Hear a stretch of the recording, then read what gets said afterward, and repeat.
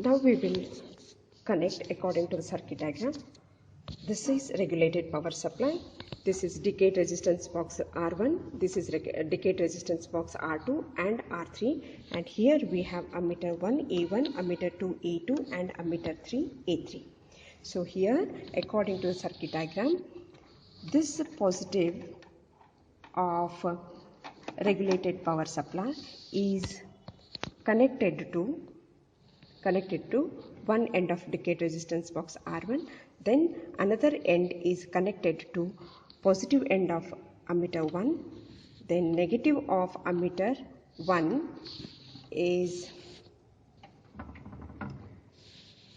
connected to positive end of ammeter 2, then negative end of ammeter 2 is connected to positive end of decayed resistance box R2, then the negative end of decayed resistance box is connected to negative of the regulated power supply. So after this, across this branch we have connected here, then across this decayed resistance box and this ammeter we are going to connect this I3, that is A3 ammeter and R3 resistance box. Now this A3, positive of the A3 goes to positive of A2. Remember the circuit diagram, positive of A2. I'll show you once again. Here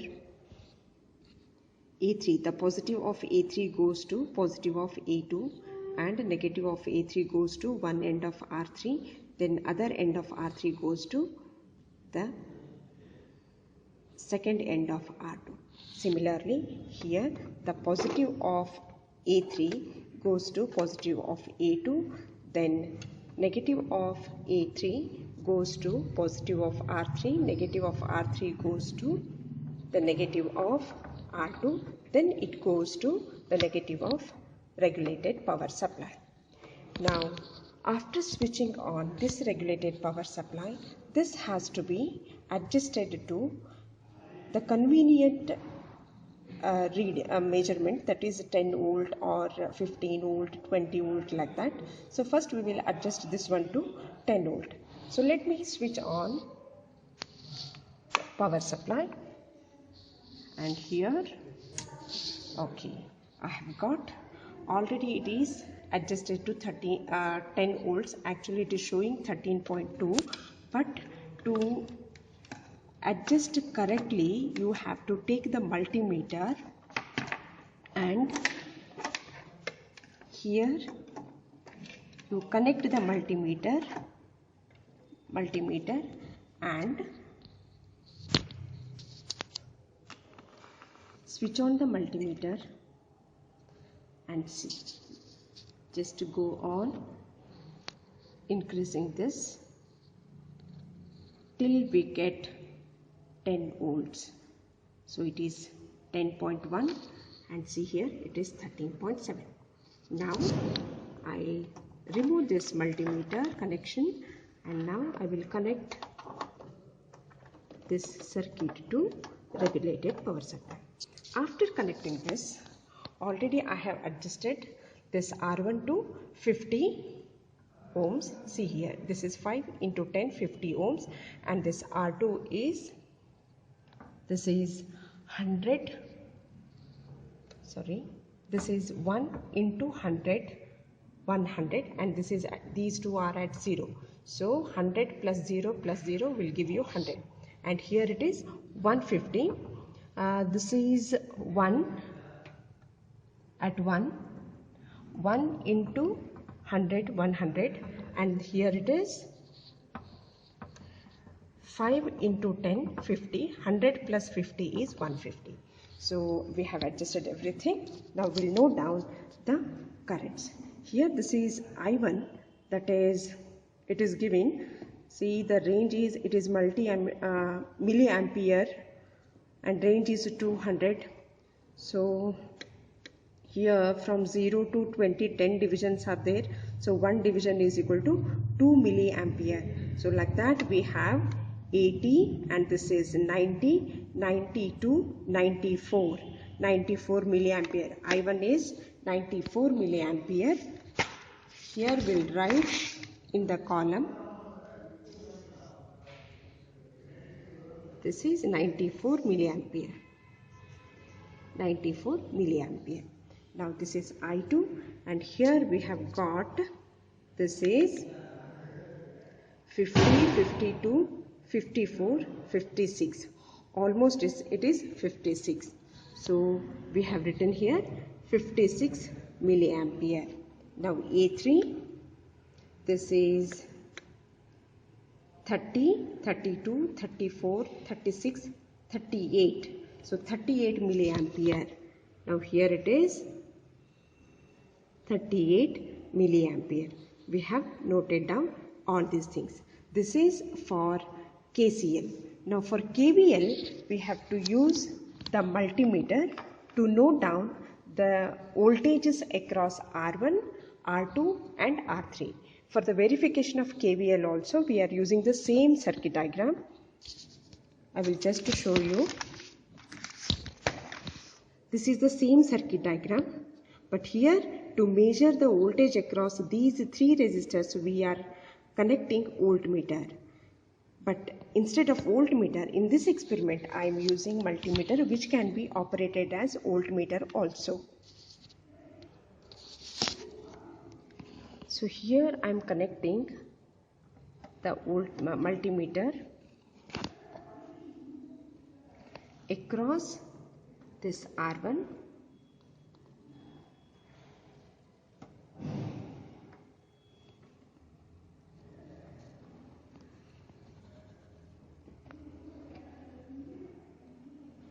it is giving 4.6.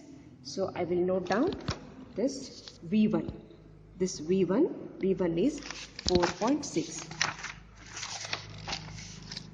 So 4.6 volt. Now similarly, here R2,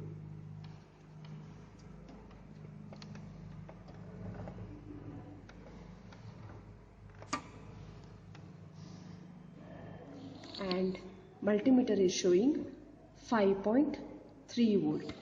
So note down, this is V2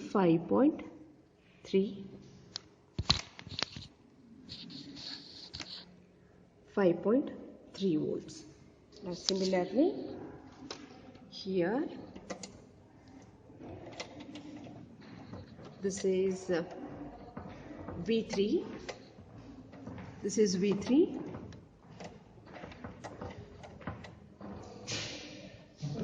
And we have 5.3 volts.